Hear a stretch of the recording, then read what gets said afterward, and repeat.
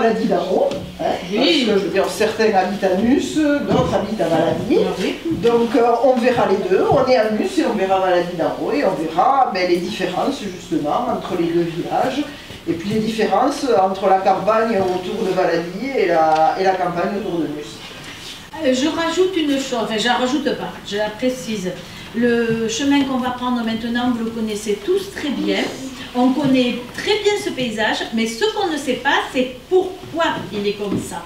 Nous, on le connaît et on sait le décrire. Ce qu'on va apprendre aujourd'hui, c'est une chose de plus. C'est pourquoi c'est comme ça. C'est pour ça qu'il faudra bien ouvrir les yeux, mais ça, vous savez le faire. Ouvrir les oreilles aussi pour bien entendre le pourquoi. Tout le monde a bien compris? Oui. Bon, ben alors, on n'a plus qu'à y aller.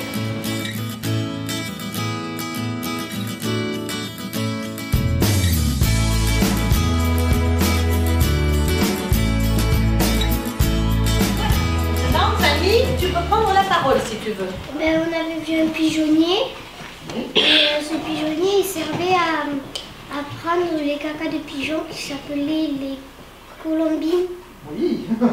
Et on s'en servait pour le maïs, le champ qui était autour. Ah, oui, on s'en servait pour les champs. On n'a pas parlé de maïs. On avait parlé de quoi? Pas de maïs, mais de blé. On avait même parlé de quelque chose qui n'est pas très courant aujourd'hui. On avait parlé... Et aussi, ils élevaient les pigeons pour les manger. Oh, bien sûr. Une chambre. Voilà, quelle mémoire. Ah mais ça, voilà. Nous avons quelqu'un qui a dit, ah, il y a cette cabane là-bas. Tout le monde connaît ça. Comment on l'appelle? Est-ce que cabane, c'est le mot juste? Non. Alors, qu'est-ce que c'est? Est-ce que vous savez? Un pigeonnier? C'est un pigeonnier, exactement. Hein? Est-ce que vous en connaissez d'autres, des pigeonniers? Oui. Et les enfants du CM1, quand on est allé se promener dans le village, qu'est-ce qu'on avait vu? Stéphane, tu t'en rappelles? Dans le vieux village de Nus. Sous le toit d'une grange. Oui, bravo.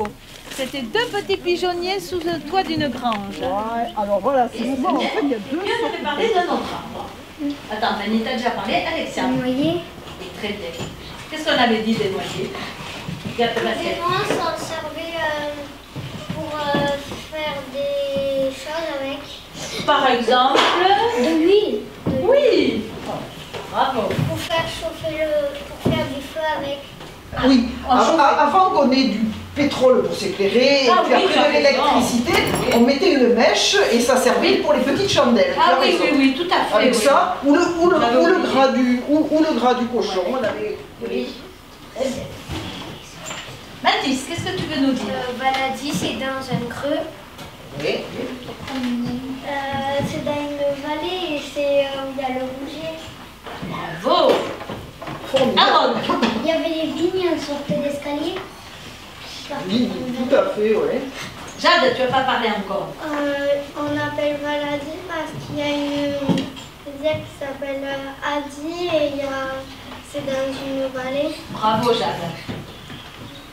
Romane, tu n'as pas parlé. On appelle Valady le rougier parce que l'église elle est faite avec des pierres rouges. C'est vrai, oui. Encore. Tiens, Noémie. Le rougier c'est de la terre. Alors, c'est vrai que la terre est rouge, effectivement, tu as raison, mais il y a plus que la terre qui est rouge. Il y a la terre et puis quoi aussi? Les pierres. Ouais. Oui, la roche, les pierres, bravo. Attends, À part la pente, il y a des choses qui changent les enfants ou pas? Et Héloïse, quand tu dis l'environnement, tu veux dire quoi toi par là? Je veux dire que par là, ça peut faire un peu drôle parce que d'un petit côté vers là, c'est un peu la nature et de ce côté, on dirait que c'est un peu vers la ville parce qu'on voit un peu les routes et toutes les petites maisons. D'accord. Alors, tu as raison. En pierre, où dedans, on avait dit qu'on pouvait mettre des outils pour après le cultiver dans le pré. oui. Bravo. Donc, on avait au milieu des champs, quelquefois, des petites cabanes comme ça. Alors, on avait stocké un peu de foin parce qu'il faut bien les nourrir quand même. Le tracteur, il suffit de lui mettre de l'essence, mais le cheval ou le bœuf, je veux dire, il faut qu'ils puissent manger. Et ils attendaient là et les outils pouvaient attendre aussi. Donc, des cabanes comme ça, très souvent, elle raconte qu'autour, on avait des champs qui étaient cultivés ou labourés ou fanés. Donc, vous voyez que chaque petit bâtiment, le pigeonnier nous a raconté qu'il y avait du blé autour parce que les pigeons mangent du blé. Si la cabane là-bas, je ne sais pas, elle faisait sécher les châtaignes, ça veut dire qu'il y avait des châtaignes. Alors là,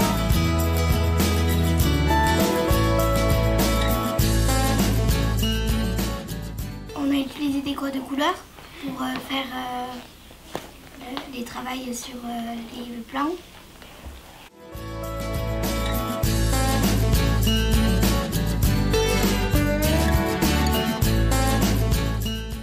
De l'école, on est allé jusqu'au pigeonnier, on a vu le pigeonnier. Après, on a vu le terrain de foot et on est parti jusqu'au vignes et on est revenu à l'école.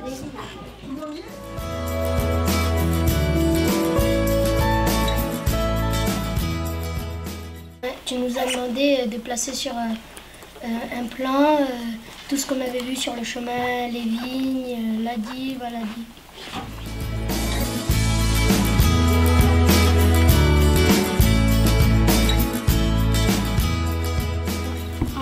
On a placé des grangettes. et quelle grangette? Des granges qui étaient un peu vers la pente. Et on les a placés où? À côté des frênes et des noyers. Sur quoi on les a placés? Sur le calcaire.